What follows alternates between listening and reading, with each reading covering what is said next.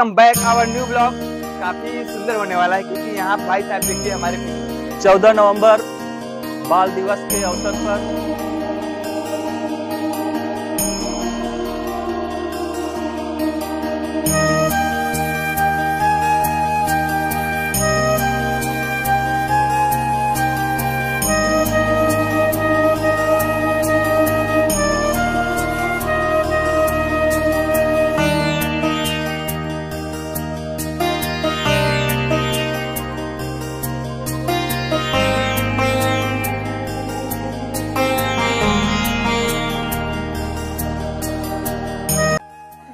विद्वान शिक्षकगण, प्रधानाचार्य जी एवं मेरे प्रिय भाइयों एवं बहनों, आप सभी को मेरी तरफ से बाल दिवस की हार्दिक शुभकामनाएं। आज हम सब यहाँ हमारे देश के प्रथम प्रधानमंत्री पंडित जवाहरलाल नेहरू जी के जयंती के अवसर पर भी हमारे विद्यालय प्रांगण में आयोजित कार्यक्रम को मनाने के लिए इकट्ठे हुए हैं। मैं यहाँ आप सबके समक्ष स्मार्टफोन के पक्ष में कुछ कहना चाहती हूँ। आज के आधुनिक युग में मोबाइल फ़ोन सबकी ज़रूरत बन गई है। मोबाइल फ़ोन से हमारे विभिन्न कार्य सरल एवं सुविधाजनक हो जाते हैं। मोबाइल फ़ोन से हमारे विभिन्न रोज़मर्रा की ज़िंदगी में काम आने वाली वस्तुओं की आपूर्ति करता है, जैसे अलार्म, घड़ी, कैलकुलेटर आदि सभी अर्थात हम विभिन्न प्रकार के वस्तुओं को उपयोग करने के बजाय मोबाइल से ही सब काम कर सकते हैं। कोरोना काल में मोबाइल फ़ोन ने लोगों की बहुत सहायता की। जब कोरोना के कारण लोग अपने घरों में बंद हो गए थे, स्कूलें बंद हो गई थी, तो विश्व के करोड़ों छात्रों ने मोबाइल के माध्यम से अपनी शिक्षा को जारी रखा। नहीं तो आज शायद हम शिक्षा के क्षेत्र में 2 साल पीछे होते। आजकल मोबाइल का प्रयोग महिलाओं की सुरक्षा के लिए भी किया जा रहा है। कुछ ऐप्स के मदद से बटन दबाते ही सूचना परिचितों के पास पहुंच जाता है और परिचित कम समय में आकर महिलाओं की मदद कर सकते हैं। मोबाइल फ़ोन की मदद से हम अपने से दूर बैठे व्यक्ति से बात कर सकते हैं, यहाँ तक कि वीडियो कॉलिंग पर भी बात कर सकते हैं। मोबाइल फ़ोन की मदद से हम ऑनलाइन शॉपिंग कर सकते हैं। ऑनलाइन शॉपिंग से हमें अपने घर बैठे विभिन्न वस्तु सुरक्षित तथा सस्ते दामों में मिल जाती है। ऑनलाइन शॉपिंग हमें दुकानों पर जाकर समय व्यर्थ करने तथा समय व्यर्थ करने से बचाता है। मोबाइल फ़ोन छात्रों के लिए बहुत ही लाभदायक सिद्ध हुआ है। छात्र इससे पढ़ के कहीं भी आगे बढ़ सकते हैं। इसका सदुपयोग करके छात्र स्मार्टफोन की मदद से कहीं भी सुविधा अनुसार हम शिक्षा प्राप्त कर सकते हैं। विद्यार्थी मोबाइल का प्रयोग सदुपयोग करके आगे बढ़ सकते हैं।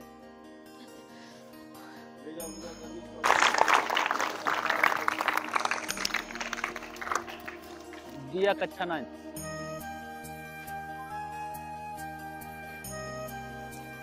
मैं फ़ोन के विपक्ष में बोलने वाली हूँ। तो जैसे कि मेरे दोस्त ने बोला, फ़ोन से हम पढ़ाई कर सकते हैं। यदि हम पढ़ाई करने बैठते हैं तो फ़ोन हमें डिस्ट्रैक्ट करता है पढ़ाई से। ज़रूरी नहीं हम फ़ोन लेते हैं तो सिर्फ पढ़ाई ही करते हैं। और फ़ोन से जैसे हमारे रिलेशनशिप भी ख़राब हो रहे हैं। जैसे हम अभी अपने अगल बगल अपने फ्रेंड्स के, अपने भाई बहनों के साथ बैठे हुए हैं, पर हम अपने अलग ही दोस्तों से चैटिंग करते हैं। हम ये नहीं कि हम अपने परिवार वालों के साथ बातें करें, हंसी मजाक करें, हम अपने मोबाइल में ही घुसे हुए होते हैं। ऐसा होता है जैसे 4 लोग यहाँ बैठे हुए हैं, अपनी चैटिंग में लगे हुए हैं। अगर ऐसे 4 लोग हैं अपने मोबाइल में वैसे हैं, तो आप बगल में अगर कुछ दुर्घटना भी हो जाए तो कोई ध्यान नहीं देता, सब अपने मोबाइल में ही रहते हैं। इसलिए मोबाइल से बहुत से रोग भी उत्पन्न होते हैं शरीर में। ब्रेन ट्यूमर भी होता है, हार्ट अटैक भी होते हैं। ऐसे बहुत से रोग हैं जो स्मार्टफोन के द्वारा ही उत्पन्न होते हैं शरीर में। उसने बोला हम शॉपिंग कर सकते हैं ऑनलाइन, लेकिन जितनी अच्छी शॉपिंग हम घर दुकान पे जाके अच्छा मटेरियल देख के पैसे कम करा के ले सकते हैं, उतनी अच्छी हमें ऑनलाइन नहीं मिलेगी। ये मैं सही बोल रही हूँ।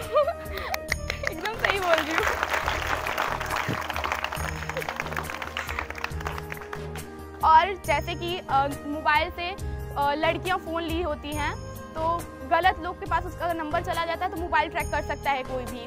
तो मोबाइल इस जगह पे तो बिल्कुल भी अच्छी चीज़ नहीं होती है। और जैसे हम फ़ोन पे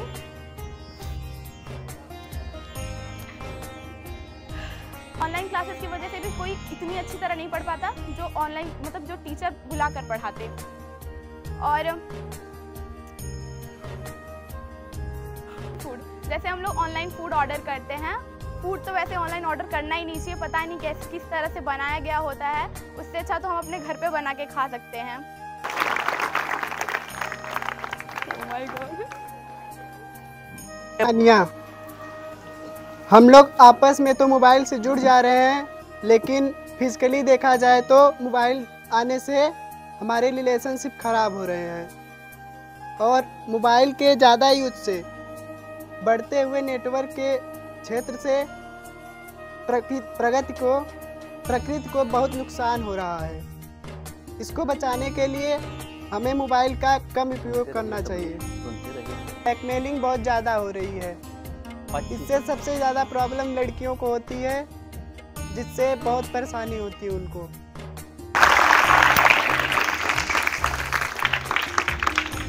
कक्षा 10 के छात्र निर्मल साव। अगर मोबाइल का हम दुरुपयोग करेंगे तो उससे हानियाँ ही होगी। मोबाइल का सही प्रयोग कोई भी कर सकता है। मोबाइल का प्रयोग अगर हम उसके लाभ लेना चाहते हैं तो लाभ ले सकते हैं, अगर हम हानि लेना चाहते हैं तो हानि हो सकती है। इसी के साथ मैं अपनी वाणी को विराम देता हूँ।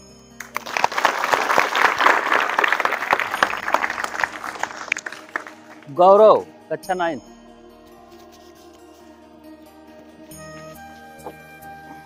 मोबाइल के द्वारा हम ऑनलाइन कुछ मंगा भी सकते हैं, कहीं जाने की ज़रूरत नहीं पड़ेगी। मोबाइल से हम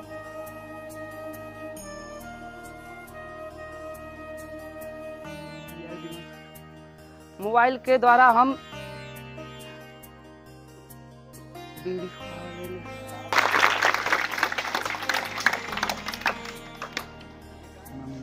मोबाइल के बारे में हानियां बताने जा रहा हूं, कोई त्रुटि हो क्षमा करना। देखिए, सुनिए इनकी बात ध्यान से। आजकल बहुत सब सुनते होंगे, सड़क दुर्घटना आदि सब सुनते होंगे, और इन सब का कारण केवल मोबाइल है। कार चलाते समय, बाइक चलाते समय सब लोग मोबाइल से बात करते हैं, ये बहुत ही बुरी आदत है।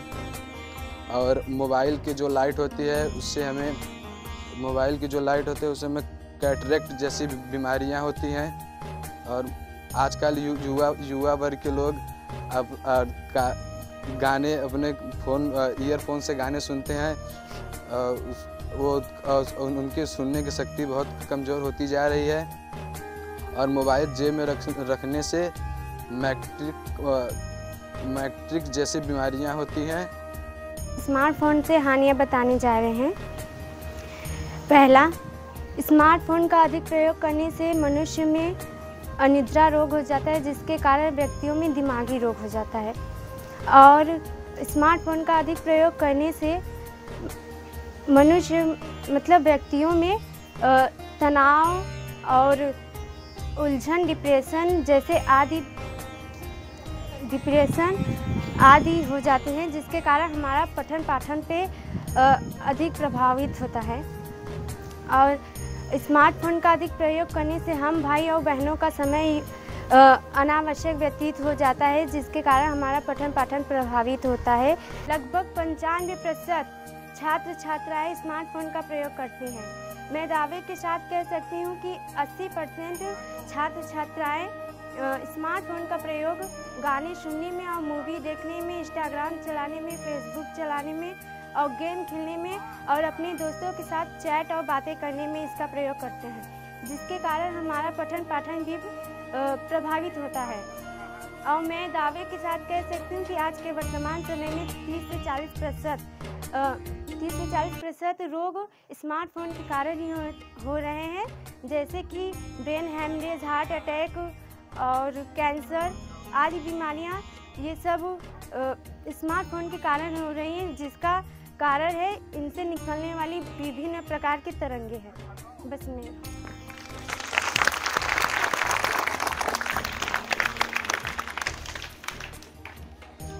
आकांक्षा कक्षा 9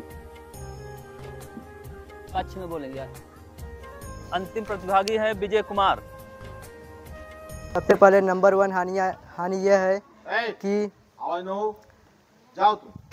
मोबाइल का ज़्यादा उपयोग करने से लिम्फोपीनिया नामक एक बीमारी होती है। तो आप ही लोग बताइए, क्या आप लोग अगर इस बीमारी से अगर तकलीफ में हो जाएंगे तो क्या आपके परिवार आपसे खुश रहेंगे? क्या आपके परिवार आपको देखकर दुखी नहीं होंगे?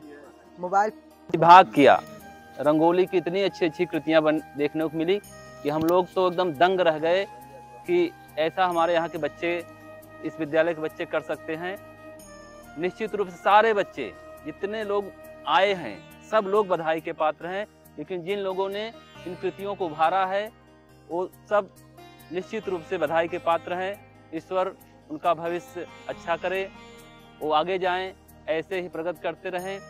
कुछ बच्चियों ने तो इतना बढ़िया चीज़ इतने संक्षिप्त तरीके से, इतने कलात्मक तरीके से अपने भावों से वहाँ उकेरा है कि बड़ी बड़ी प्रतिभाएं फेल हो जाएं।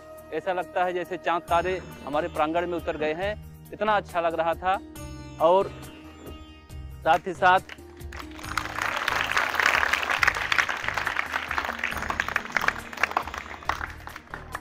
आज हम जिस महापुरुष का जयंती यहाँ मना रहे हैं बच्चों के साथ, उनको भी बच्चे बहुत प्रिय थे। एक अवसर पर विद्यालय के ही पूर्व छात्र कृष्ण कुमार प्रजापति भी आए हुए हैं, जो एक यूट्यूबर हैं, बोल्ग स्टार हैं। वो अपना एक यूट्यूब चैनल चलाते हैं। बड़ा अच्छा मौका है कि यहाँ का ही छात्र आप लोगों के बीच में है, हम लोगों की बातों को सुन रहा है और कवरेज कर रहा है। आप लोगों की बातें पूरा विश्व देखेगा। विद्यालय प्रांगण में आयोजित बाल दिवस के इस पावन अवसर पर सभा की अध्यक्षता कर रहे विद्यालय के विद्वान प्राचार्य श्री अनिल कुमार सिंह जी,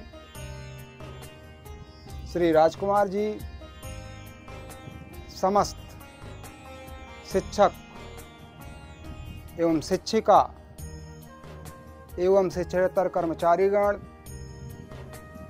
सभी प्यारे बच्चे, आज हम सर्वप्रथम जिस पॉइंट ऑफ व्यू से यहाँ एकत्रित हुए हैं उसका मुख्य उद्देश्य है पंडित जवाहरलाल नेहरू, जो भारत के प्रथम प्रधानमंत्री थे,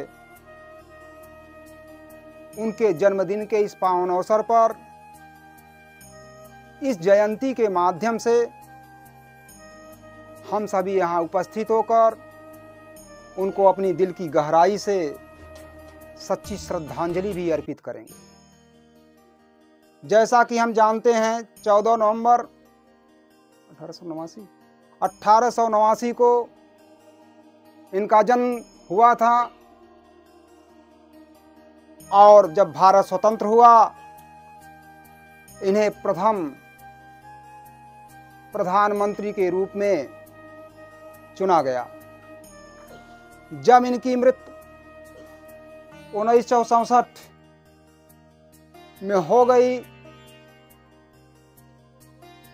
तो बाल दिवस मनाने का एक प्रश्न उठा, क्योंकि इसके पहले 64 के पहले जब भारत में 1956 में प्रथम बाल दिवस मनाया गया था 20 नवंबर 1956 को, जो यूनाइटेड नेशन द्वारा पारित आदेश के तहत पूरे विश्व में 20 नवंबर को ही बाल दिवस मनाया जाता था। उसी तारतम्य में, उसी क्रम में भारत में भी सर्वप्रथम 20 नवंबर 1956 को बाल दिवस मनाया गया। लेकिन पंडित जी के मृत्यु के बाद 1964 में जब उनकी मृत्यु हुई तो 1965 में इस बाबत संसद में एक प्रस्ताव पारित किया गया कि पंडित जवाहरलाल नेहरू के जन्मदिन पर हम लोग अब 14 नवंबर को ही हम अपना बाल दिवस मनाएंगे। का एक उद्देश्य और ही था, क्योंकि बच्चों को उनके अधिकारों के प्रति, बच्चों को शिक्षा के प्रति, बच्चों को उनके स्वास्थ्य के प्रति जागरूक करना भी इसका एक उद्देश्य था बाल दिवस मनाने का। तो हम मना रहे हैं कोई चीज, उसके प्रति हमारे दिल में एक सच्ची श्रद्धांजलि भी होनी चाहिए कि हम क्यों मना रहे हैं, किस रूप में मना रहे हैं, उससे हमें सीख भी लेनी चाहिए। क्योंकि हमारे आचार विचार ही हर व्यक्ति को हमेशा प्रगति के मार्ग पर ले जाता है। यदि हमारे अच्छे विचार हैं, आगे कार्यक्रम और भी हैं, तो इस पावन अवसर पर हम पुनः एक बार यहाँ पर उपस्थित सभी लोगों को अपनी दिल की गहराई से शुभकामनाएं ज्ञापित करता हूँ, धन्यवाद भी ज्ञापित करता हूँ और सभी बच्चों को शुभाशीर्वाद भी प्रदान करता हूँ कि आप सभी हमेशा प्रगति के मार्ग पर अग्रसर रहें, अपने शिक्षा के प्रति जागरूक रहें, अपने अधिकारों के प्रति जागरूक रहें और साथ ही साथ अपने स्वास्थ्य के प्रति भी जागरूक रहें। इन्हीं चंद शब्दों के साथ मैं अपने वाणी को विराम देता हूँ। जय हिंद, जय भारत।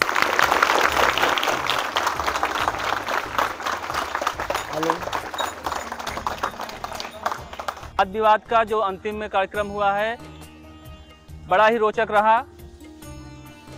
बच्चों ने अपनी बातों को, शांत रहे बेटा, 1 मिनट शांत रहो। तो अंतिम शांत, तीसरा है ना, तो सांत्वना पुरस्कार इसमें जाता है साक्षी सिंह, कक्षा 10।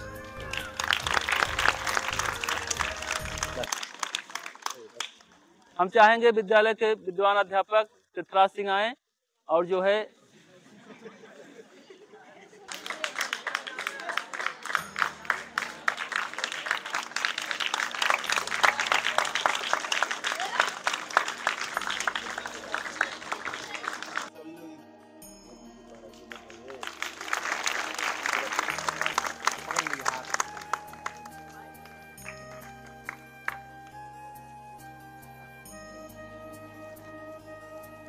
विजय कुमार सोनी, इन्होंने भी मोबाइल के विपक्ष में बोला था। इनके लिए ताली बजाइए आप लोग।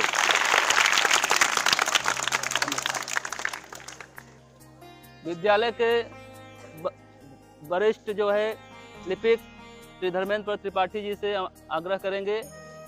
अरे हो गया, उधर कर बेटा, उधर करो।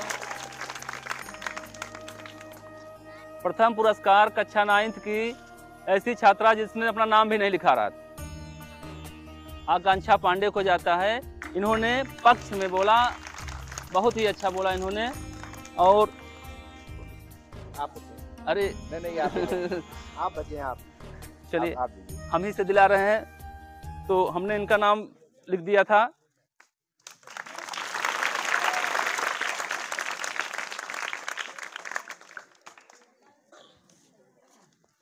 अब कृष्णा कुमार प्रजापति चलाते हैं प्रयागराज स्टूडेंट अड्डा। सर प्रयागराज ब्लॉग स्टार है, ब्लॉगिंग भी करते हैं। सिर्फ इलाहाबाद नहीं, मैं पूरे भारत से कह रहा हूँ कि भाई इनका जो है सब चैनल सब्सक्राइब किया। मैं अपने लिए कभी नहीं कहा, लेकिन इनके लिए हाथ जोड़ रहा हूँ, इनका चैनल आप सब्सक्राइब। क्या नाम है चैनल के बारे में बताइए आप? Prayagraj blog star. Blog star.